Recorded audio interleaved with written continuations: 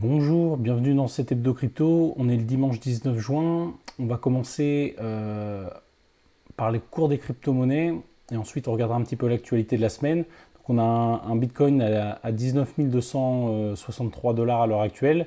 Donc il a fait une grosse remontée, hein. Il était descendu jusqu'aux 17 000 à peu près.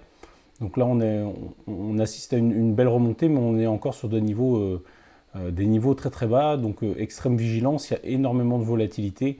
Les prix descendent et montent très fort. Donc là, sur une performance journalière, on est en stabilisation pour le Bitcoin. Par contre, comme vous pouvez le voir là sur les performances du mois, donc on est à moins 36% pour le BTC, hein, moins 49%, hein, un prix qui s'est divisé par deux pour Ethereum.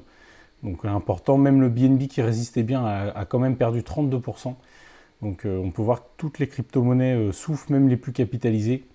Donc on est vraiment dans une période de vente massive et à mon avis on est proche de la capitulation finale parce qu'on est sur des retracements importants, on n'est pas loin des retracements qu'on a connus dans les marchés baissiers des années précédentes. Donc à voir, à suivre. Et on a un crypto fear qui est toujours dans l'extrême peur, donc il y a un niveau 6, on est sur des niveaux vraiment très très rarement atteints. J'ai rarement vu en 5 ans maintenant que je suis dans les cryptos, j'ai rarement vu un niveau aussi bas, hein. On descend 8, 10, là on est à des niveaux 6 et on y reste. Donc c'est vraiment des niveaux très très faibles. C'est souvent des bons niveaux pour se renforcer. Après voilà, on pourra peut-être un peu temporiser parce que le marché se calme un peu et que la volatilité se réduise avant éventuellement de se placer. Et l'une des raisons principales de la chute des marchés, hein, c'est la Fed qui relève ses taux directeurs de 75 points de base. Là, on est sur une hausse. C'est une hausse, hein, comme le cite l'article, qui est la première de cette ampleur depuis 1994. Donc on peut voir que c'est quand même assez historique. Donc pourquoi les marchés chutent? Tout simplement parce que si la Fed relève ses taux, c'est-à-dire que l'argent emprunté coûte plus cher, donc il est moins intéressant d'emprunter. Donc il faut savoir que l'argent emprunté va aussi très souvent et pour la grande majorité dans les marchés financiers. Donc là, si on ne peut plus emprunter ou alors si l'emprunt coûte plus cher, il y a moins d'argent qui va rentrer dans l'économie et donc de ce fait-là, les actions en bourse baissent et tous les marchés risqués, entre guillemets, hein, donc actions, crypto, etc., tous ces marchés-là chutent violemment. C'est ce qu'on peut voir actuellement sur les cryptos comme sur les places boursières. Dans l'actualité, donc on peut voir Nexo qui propose de racheter les actifs de Celsius. On en avait parlé précédemment. Celsius était un petit peu dans la tourmente, hein. Ils étaient en proie de grosses difficultés financières. Donc Celsius, je le rappelle pour ceux qui ne savent pas, c'est une plateforme de prêt et d'emprunt où vous pouvez déposer des cryptos en collatéral et puis vous recevez des intérêts. Et Celsius, avec cet argent-là, le distribue sur différents protocoles pour faire du rendement et vous en rétribuez une partie de ce rendement.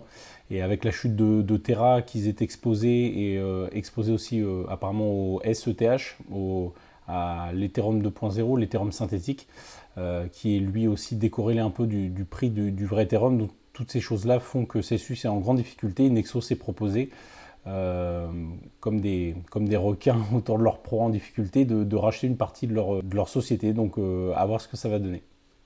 Et on peut voir que le bear market continue de faire des victimes. On a Crypto.com qui licencie 5% de ses employés. Donc c'est pas les seuls à le faire.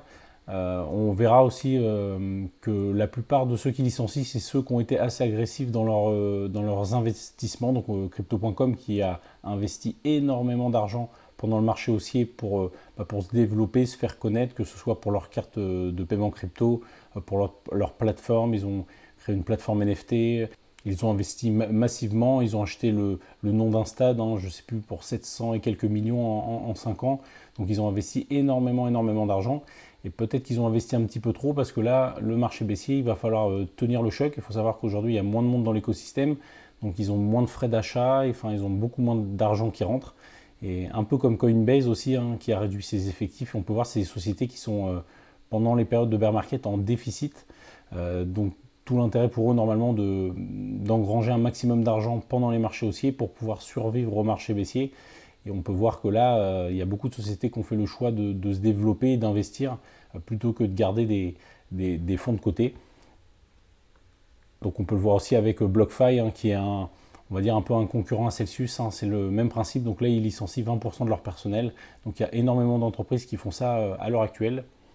Et par contre, il y en a d'autres qui ne le font pas. On avait vu la semaine dernière FTX, hein, qui ne licenciait pas et qui embauchait. Bon, on peut voir aussi dans l'article là que Binance, Kraken et Polygon qui accélèrent les recrutements malgré la baisse du marché. Donc tout le monde n'est pas logé à la même enseigne. Il y a des entreprises qui sont peut-être mieux gérées que d'autres ou qui ont une stratégie différente et on verra dans les années lesquelles s'en sortent le mieux. Et au Brésil, un projet de loi déposé pour reconnaître le Bitcoin comme moyen de paiement. Donc on avait vu après le Salvador et la République centrafricaine, le Brésil sera peut-être le troisième pays, hein, à déclarer le Bitcoin comme monnaie légale. Ce serait à suivre, en tout cas ce serait une excellente nouvelle, parce que les deux premiers pays étaient on va dire des petits pays, hein, le Salvador et la Centrafrique. Et comme on l'avait un peu répété assez souvent, ça commencera déjà par des petits pays ou des pays très très pauvres, hein. Par exemple, la République centrafricaine, c'est un des pays les plus pauvres au monde. Donc bien évidemment, avoir du Bitcoin, posséder du Bitcoin, c'est quelque chose de très judicieux pour ces pays-là, même pour nous, mais d'autant plus quand votre monnaie est massacrée. Et dans ces pays-là, c'est le cas. Et là, on a le Brésil qui est quand même un grand pays, hein, en termes de population.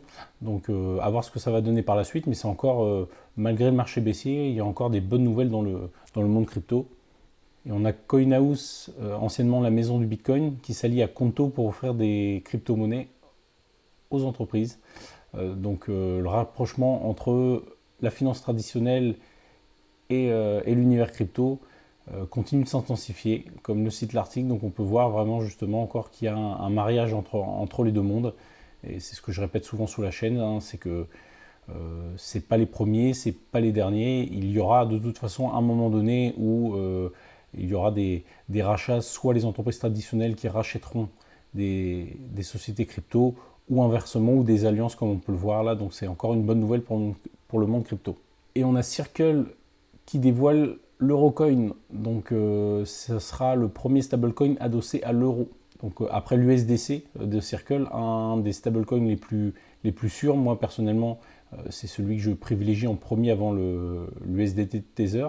Donc là il sort l'Eurocoin. Donc vous allez pouvoir, voilà, très bientôt, si vous vendez vos cryptos pour vous alléger et vous ne voulez pas passer directement par de l'euro et créer un événement imposable, vous pourrez passer par l'EUROC, donc le stablecoin adossé à l'euro, si vous préférez avoir un stablecoin euro plutôt qu'un stablecoin dollar. Ces derniers temps, il était plus judicieux d'avoir un stablecoin dollar parce que le dollar a pris de la valeur par rapport à l'euro.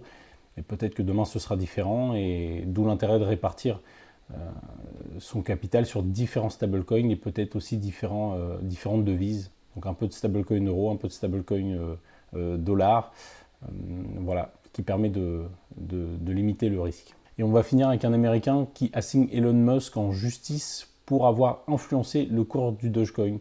Donc on n'est pas très surpris, même si je pense que ce recours, cette plainte n'ira pas très loin, parce qu'on parle quand même d'attaquer l'homme le plus riche du monde. Donc quand vous êtes très riche, il est très facile d'être acquitté.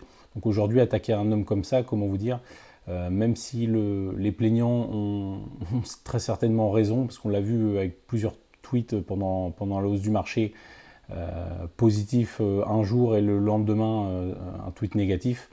On se doute bien qu'à ce moment-là, il y a, que ce soit lui ou des personnes de son entourage qui se positionnent juste avant les tweets. Ça, c'est toujours fait dans tous les marchés, même marchés qui sont régulés comme la bourse, hein. Il y a des conflits d'intérêts, il y a des choses comme ça. Et là, aujourd'hui, oui, moi, ça ne m'étonne pas. Par contre, que ça aboutisse, j'ai aucun espoir malheureusement pour ces gens-là.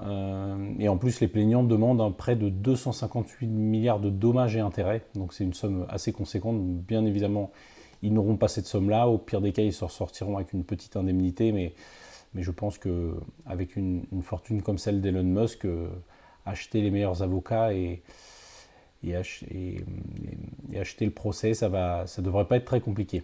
C'est tout pour aujourd'hui. Je vous remercie d'avoir regardé cette vidéo jusqu'à la fin.